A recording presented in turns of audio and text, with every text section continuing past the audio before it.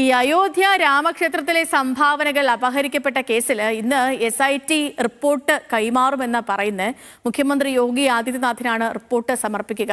രാംലല്ലയ്ക്ക് സമർപ്പിക്കപ്പെട്ട സ്വർണം, വെള്ളി, രത്നങ്ങളടക്കം വലിയ ക്രമക്കേട് നടന്നു എന്നാണ് ആരോപണം.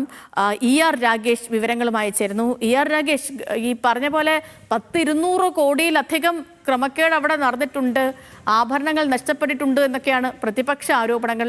ആ ഘട്ടത്തിൽ ഇന്ന് SIT സമർപ്പിക്കുന്ന റിപ്പോർട്ട് ഏറെ നിർണായകവുമാകില്ലേ? വിവരങ്ങൾ എങ്ങനെയാണ്? അതെ സേതു, കാരണം അയോധ്യയിലെ തട്ടിപ്പിന്റെ വ്യാപ്തി വലുതാണ്. അക്കാര്യം സൂചിപ്പിക്കുന്ന റിപ്പോർട്ട് തന്നെയാണ് ഇപ്പോൾ SIT തയ്യാറാക്കിയിട്ടുള്ളത്. കാരണം കഴിഞ്ഞ 6 ദിവസം SIT അയോധ്യയിലായിരുന്നു. ഇന്നലെ അവർ തിരിച്ചെത്തി ലക്നൌവിൽ. അതുകൊണ്ട് തന്നെ ഇന്ന് മുഖ്യമന്ത്രിക്ക് ഒരു റിപ്പോർട്ട് സമർപ്പിക്കാനാണ് SITയുടെ തീരുമാനം.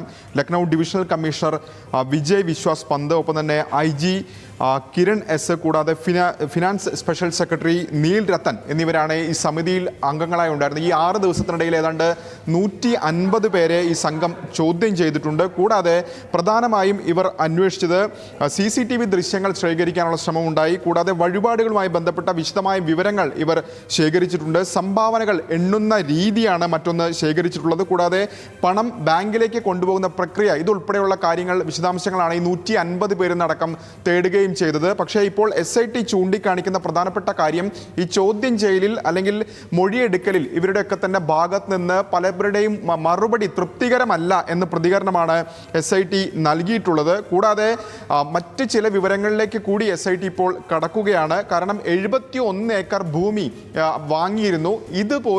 ഇതിൽ പോലും കൃത്രിമം നടന്നിട്ടുണ്ട്, തട്ടിപ്പ് നടന്നിട്ടുണ്ട് എന്ന സൂചനയാണ് SIT നൽകുന്നത്. അതിന് കാരണം വിപണി വിലയേക്കാൾ ഏതാണ്ട് 500 മുതൽ 800% വരെ ഉയർന്ന നിരക്കിലാണ് ഈ ഭൂമി വാങ്ങിയിട്ടുള്ളത്. അപ്പോൾ ഭൂമി വാങ്ങിയതിലും ക്രമക്കേടുണ്ട് എന്ന നിഗമനത്തിലേക്കാണ് SIT ലഭിച്ചിട്ടുള്ളത്. കൂടാതെ സംഭാവനയായി സ്വർണവും വെള്ളിക്കും പുറമെ വജ്ര ആഭരണങ്ങൾ തുടങ്ങിയ ലഭിച്ചു. അപ്പോൾ ഇതിലൊക്കെ തന്നെ ഈ പല ചോദ്യം ചെയ്ത പലരുടെയും മറുപടികൾ തൃപ്തികരമല്ല എന്ന് പ്രതികരണം കൂടി നടത്തിയിട്ടുണ്ട്. ഇതിന്റെ അടിസ്ഥാനത്തിലാണ് ഇപ്പോൾ ചോദ്യം ചെയ്തവരൊക്കെ തന്നെ അയോധ്യ വിട്ടു പോകരുത് എന്ന നിർദ്ദേശം കൂടി ഇപ്പോൾ SIT ഏതായാലും നൽകുകയും ചെയ്തിട്ടുള്ളത്. ഇനി എന്താണ് UP സർക്കാർ എന്ത് നിലപാടാണ് സ്വീകരിക്കാൻ പോവുക? കാരണം ഇന്ന് റിപ്പോർട്ട് സമർപ്പിക്കും. അപ്പോൾ തീർച്ചയായും UP സർക്കാർ സ്വീകരിക്കുന്ന നിലപാട് നിർണായകമാകും. ആരെയും വെറുതെ വിടില്ല എന്ന പ്രതികരണമൊക്കെ തന്നെ നേരത്തെ യോഗി ആദിത്യനാഥിന്റെ ഭാഗത്തുനിന്നുണ്ടായിരുന്നു. പക്ഷേ പ്രതിപക്ഷത്തിന്റെ ഭാഗത്തുനിന്ന് വലിയ വിമർശനം ഉയരുകയും ചെയ്യുന്നുണ്ട്. ഇതിൽ തന്നെ ചമ്പത് റായുടെ ഏറ്റവും വലിയ വിശ്വസ്തനെ ചോദ്യം ചെയ്തിട്ടുണ്ട്. അദ്ദേഹത്തിന് ഇതിൽ പങ്കുണ്ട് തുടങ്ങിയ സൂചനകളൊക്കെ തന്നെ പുറത്തു വരികയും ചെയ്യുന്നുണ്ട്. അതുകൊണ്ട് തന്നെ UP സർക്കാർ ഇനി എന്ത് ഈ വിഷയത്തിൽ തുടർ നിലപാട് തീർച്ചയായും നിർണായകമാകും. ശരി.